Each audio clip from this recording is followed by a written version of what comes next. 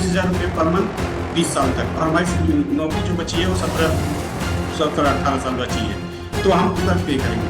तो इसको एक्सेप्ट कर लें और ये सब जो डिस्प्यूट खत्म कर लें, क्योंकि अब कोई कुछ बचा नहीं है, खाली केस है और इधर कोर्ट पे चैरी दौड़ रहे हैं और कुछ नहीं हो रहा, नहीं इनको कोई फायदा हो रहा, ना मुझे कोई फायदा हो रहा। मुझे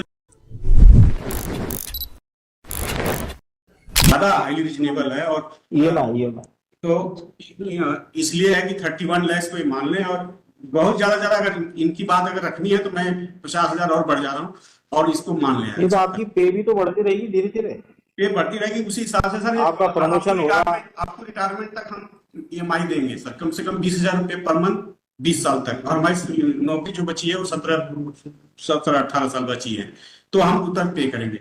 तो इसको एक्सेप्ट कर लें और ये सब जो डिस्प्यूट खत्म कर लें, क्योंकि अब कोई कुछ बचा नहीं है, खाली केस है और इधर कोर्ट पे चैरी दौड़ रहे हैं और कुछ नहीं हो रहा, नहीं इनको कोई फायदा हो रहा, ना मुझे कोई फायदा हो रहा, मुझे तो बहुत नुकसान हो, तो इसलिए मैंने इनको ऑफर किया है 50,000 हम बढ़ा दिए हैं सर, आप एक्सेप्ट कर लें, और इससे ज्यादा। With due respect, my lord, she was settled with 35 lakhs.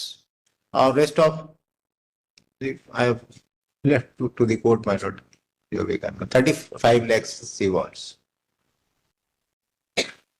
Sir 31 lakh हम देंगे, और ऐसा नहीं कि मेरा पेन जो है कि अभी खत्म हो जाएगा, वो 15 साल तक EMI के रूप में रहेगा मेरे साथ, और 31 ज्यादा हाईली रिजनेबल है, और ये तो इसलिए है कि 31 लाख को मान लें, और बहुत ज्यादा अगर इनकी बात अगर रखनी है तो मैं 50,000 और बढ़ जा रहा हूँ और इसको मान लें। ये तो आपकी पे भी तो बढ़ती रहेगी धीरे धीरे, पे बढ़ती रहेगी, उसी हिसाब से सर आपका प्रमोशन होगा, आपको रिटायरमेंट तक हम EMI देंगे सर, कम से कम 20,000 रुपये पर मंथ 20 साल तक, और हमारी नौकरी जो बची है वो 17-18 साल बची है, तो हम उतना पे करेंगे।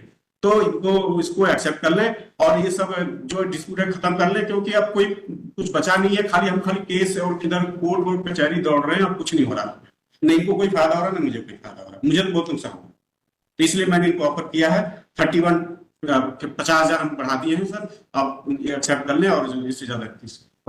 ठीक है सर ने कहा दिया 32 करने के लिए, सर मैं 32 करने के लिए तैयार हूँ, इनके बीच का हो गया 32, 25, 35। चलो मान लो 32 में मान लो, ठीक है।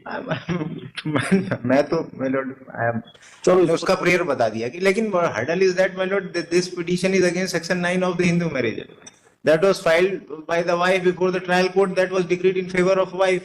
He has prefer appeal against that order. और ये इन्होंने डाइवोर्स जो पिटीशन फाइल की थी, that was filed in Uttar Pradesh. उनको डाइवोर्स बिना हुए कैसे सेटलमेंट होगा? जब आपका इधर से ऑर्डर हो जाएगा तो फिर वहां पर हम लोग 13B में पिटीशन लगाएंगे, 13B में लगाना पड़ेगा। हाँ, तो चूंकि आपका ऑर्डर जो होगा सुपर ऑर्डर हो जाएगा, सब मुकदमे निपट जाएंगे 498B और 125B।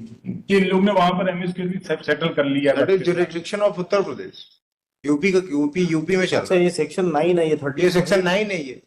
इसमें कॉम्प्लिकेशंस होंगी, हाँ, क्योंकि 13B में जरूरी नहीं कि वो इस बात पे अड़े ही रहे, तो आप यहाँ सेटलमेंट करने के बजाय उसमें कर लीजिए, 13 में वहाँ सेटलमेंट कर लीजिए, ये ऑटोमेटिक इन्फ्लुएंस हो जाएगा सर। तो वहाँ डाइवर्स नहीं मिला, क्योंकि सेक्शन 9 वो विरोधाभास हो जा रहा है कि इसको विड्रॉ कर लीजिए दोनों मिलके, इसको विड्रॉ अगर कर लेते हैं तो 13B एप्लीकेशन लगा के म्यूचुअल कंसेंट से हो जाएगा। नहीं देखिए, अगर हम सेक्शन 9 में कंप्रोमाइज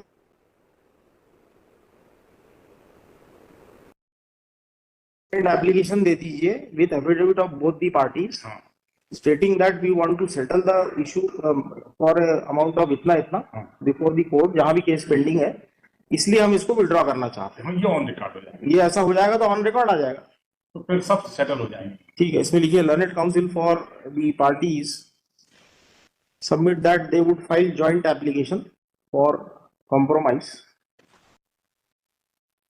within 15 days हम बना लेते हैं, आप जिस दिन बोले उस दिन बुलवा लेना।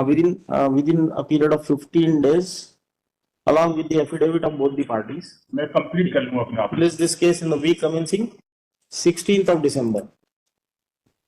My lord 27 5 या 12 को I gave you my heart.